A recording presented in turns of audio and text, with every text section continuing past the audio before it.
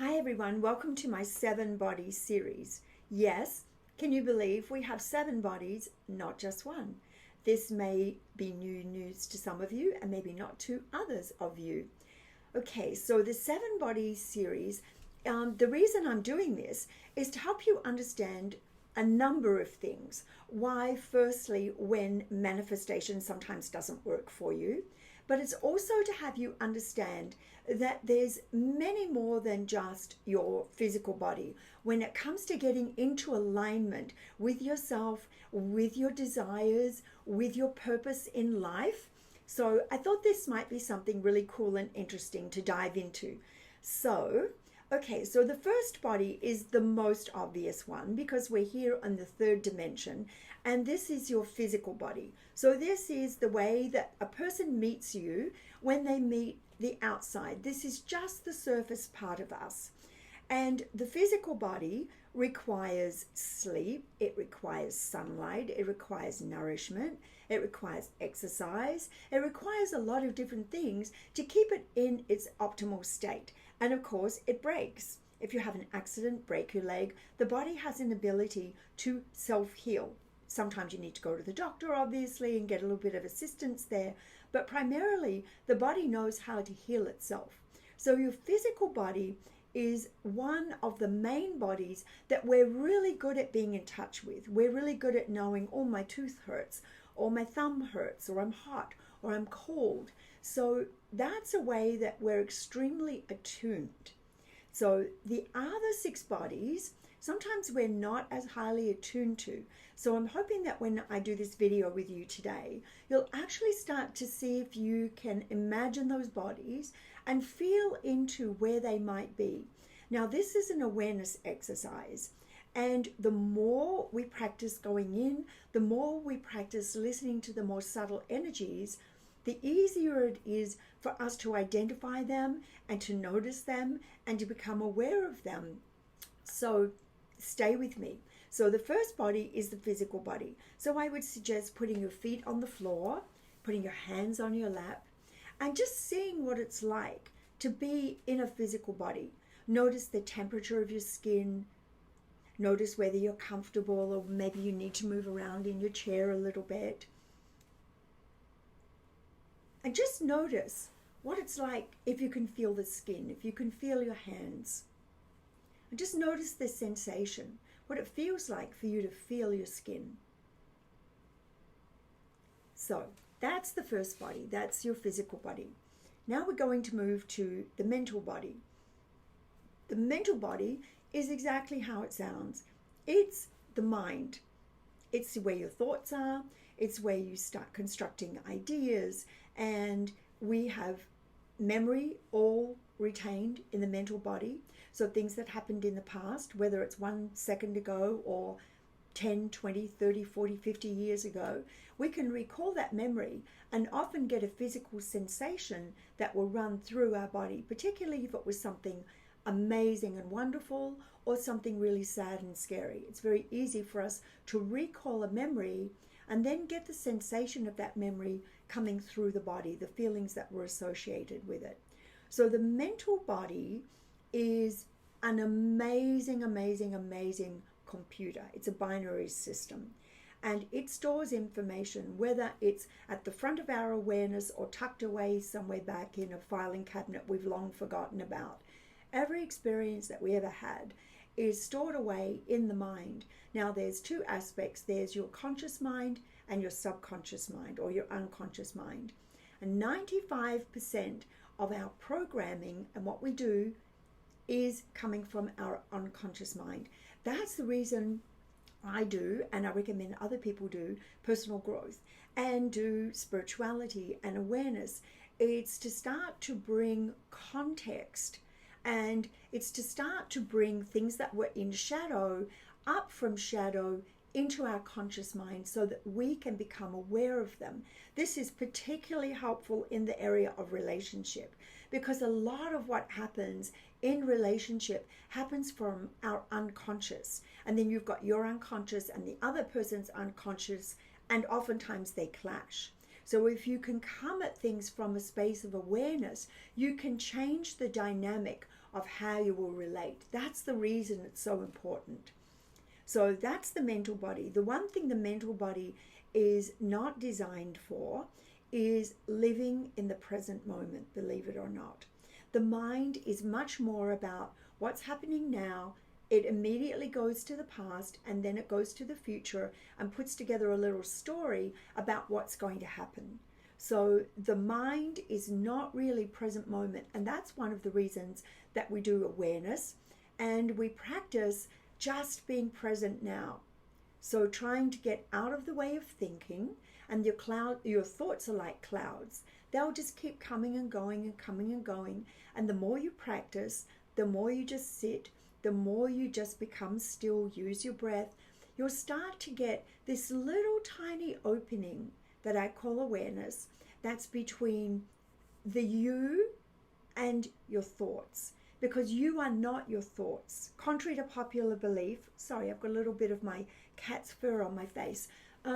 Contrary to popular belief, we're actually not our thoughts. But a lot of us don't have yet the awareness to understand the different aspects of ourselves.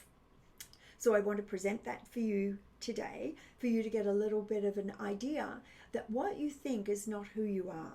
And that's a challenging concept for a lot of people. And a lot of people get quite angry and a little bit hostile when they hear that. But if you start to listen and learn and open space just for the possibility that that could in fact be an option, you'll start to see a lot of really interesting things appear. So that's the second body, is the mental body. And then the third body is the emotional body. Now the emotional body is where the feelings are. So anger, sadness, grief, despair, anxiety, all of those are in the emotional body. So it's extremely important that we have a relationship with our emotional body and that we're able to track what we're feeling and why we're feeling it. So for instance, if something triggers you, you might have a thought, then you get a reaction, and then you bring it to the present moment. And a lot of times you'll project it onto a person or people or a situation. So the emotional body is a really intense body. And a lot of times what happens is we tend to believe just because we feel it that it's absolutely true. Now I want to make a distinction here. What you're feeling is what you're feeling. I'm not suggesting that the feeling is not correct. What I'm telling you is that the story about the feeling might not quite be correct. So can you understand that? That what you're feeling could be something that's been triggered from your past that's caused you to feel something in this moment, but that doesn't necessarily mean that whatever you're feeling is necessarily true. Yes, it's all a little bit tricky. This is where it gets a little bit complicated, because you need to be able to understand that nobody else makes you feel anything. And this is a really controversial thing to say. I know a lot of us do believe that someone else makes us feel something. A situation makes us feel something. A statement makes us feel something. And the distinction is this: nobody actually makes you feel anything. The feeling belongs to you. It's generated as a response to what you've heard or seen. That's how that all works. Now, someone else may have done a behavior. They may have in fact done something that, let's say someone cut you off in traffic and they caused a car accident. It is actually something that they did. And yes, you may have a tremendous amount of anger and, be feeling very triggered about it. So I'm not saying that person didn't do anything. What I'm saying is the feelings that were generated are your response to that situation, and so, or reaction. And what I'm suggesting is the more work we do and the more awareness you have, the quicker you'll realize, oh my gosh, okay, right now I'm getting super reactive. This is what it is. And you're able to kind of calm your nervous system. Now, sometimes you may not be able to. You've gone down a track and that's just how you're feeling about that, and you are all triggered, and that's okay. We're human. We get triggered, we get upset. Sometimes we're able to manage ourselves a little better than others, and if you've kind of flown off the handle and got yourself all enraged and maybe launched out at somebody, an apology might be necessary, making amends. Sometimes the person will let you, sometimes they won't. That's their journey. Your journey is simply to stay conscious of what's going inside of you. And I know this all sounds very narcissistic and ego or I-centric, and in one way it is. But once you start to understand yourself and take responsibility for yourself and your feelings, it's a lot easier then to have space to understand other people, and you don't get as triggered as often. Or if you do, you're able to communicate that and say, look, right now I'm feeling this way and I need time just to calm down, because I don't want to throw this on you. I don't want to blame you for this. I just need time and space.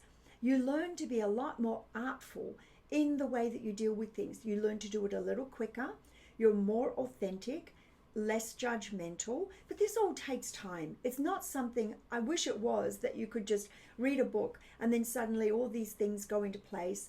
There may be some people that that's happened for, but generally speaking, in all of the time that I've been working on myself and attending workshops and working with other amazing teachers, it's been something that we've learned as a growing process. We've all gone to a myriad of different teachers and classes and workshops, and we've had ideas that we thought were great, and then we later realized they weren't so great, and so we changed track.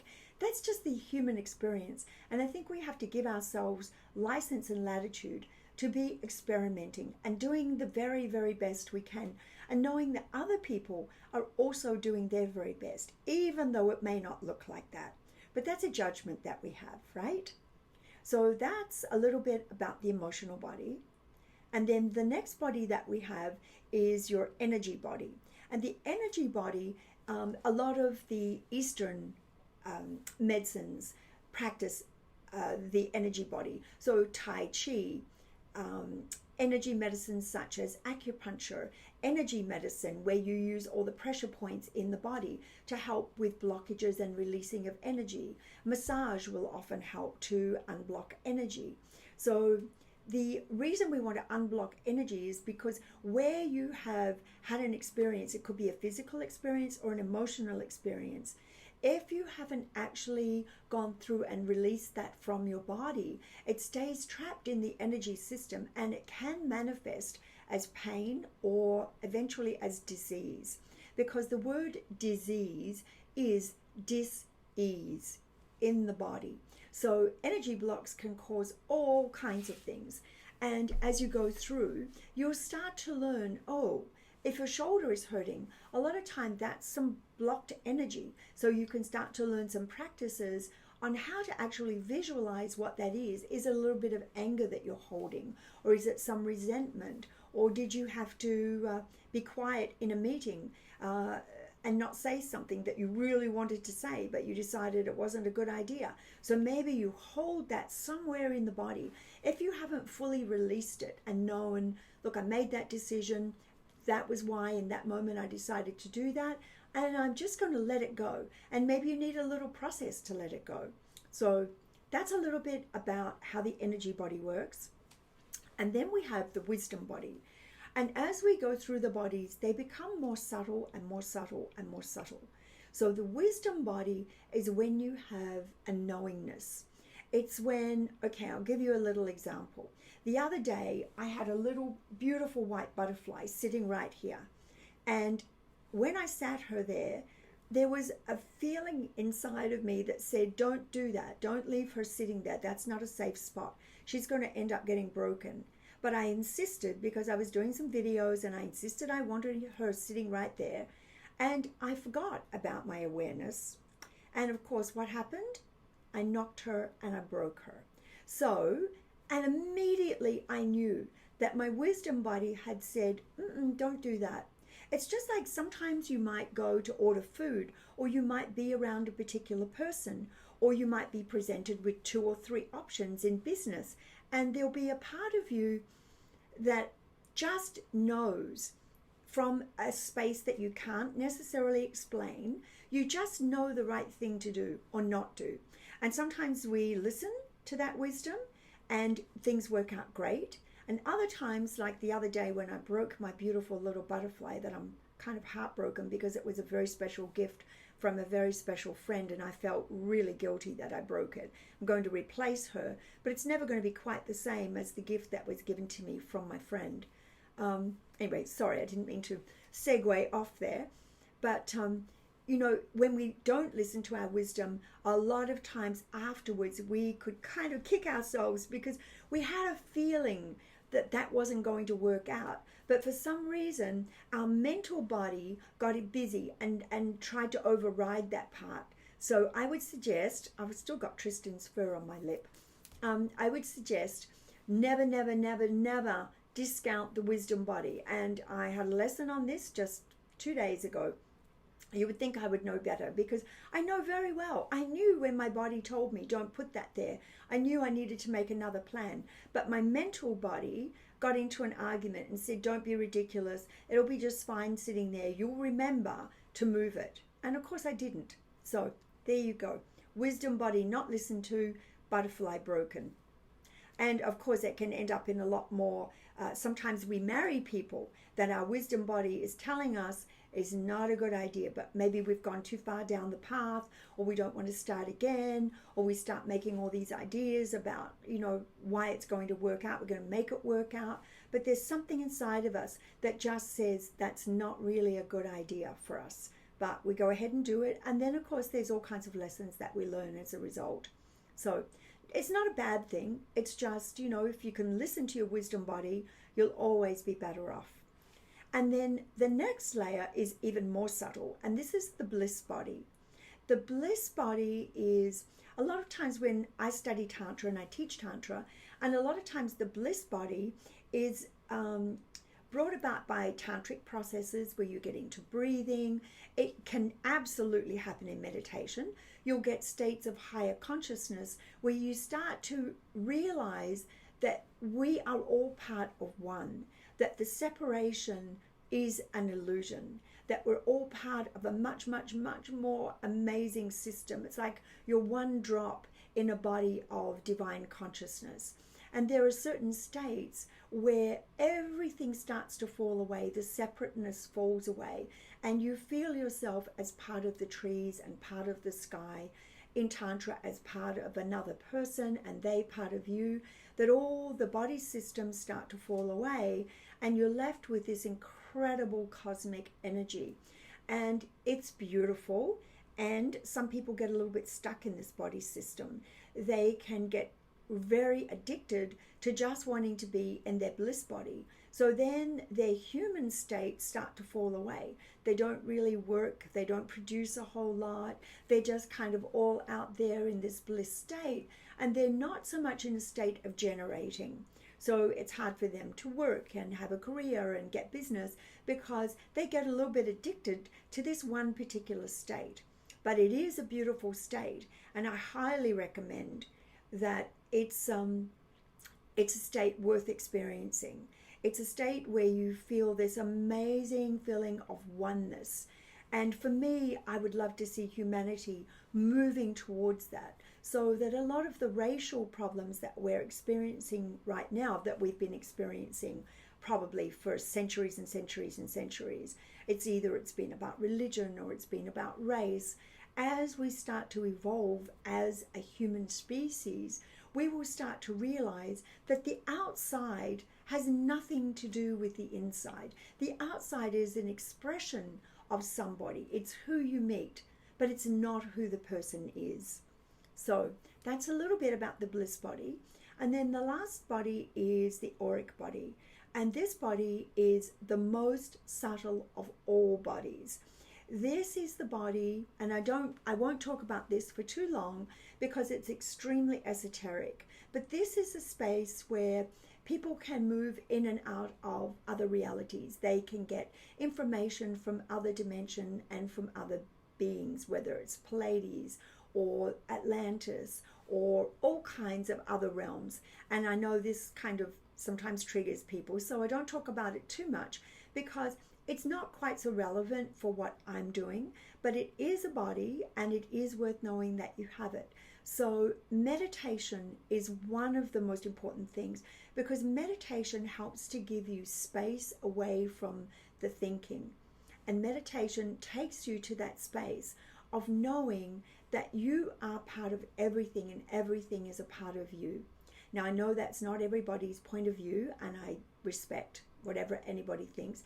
It is my experience, and I personally think it's the most magical space to live in and relate from, because you're able to see beyond just the physical aspect of the person. You can appreciate the physicality of somebody, but what you're really connecting to is their heart and their energy systems, and you're syncing up with how you feel around that person. So that's where I'm going to leave that. But the 7-body system is amazing, and there are practices that I am going to put on my website. So there'll be a little video on each different body, so you can go there, and there'll be a little basic cheat sheet that will give you the basic way of knowing when you're experiencing that body, what little exercises you can do to help strengthen your connection to those bodies, because I think that's really important. So I hope that you've enjoyed this, and thank you for joining my YouTube channel. Really appreciate that. And you can go to my website if you're wanting to look for further information. And I really appreciate you being on this journey with me. Thank you, everybody. I'll see you soon. Bye-bye.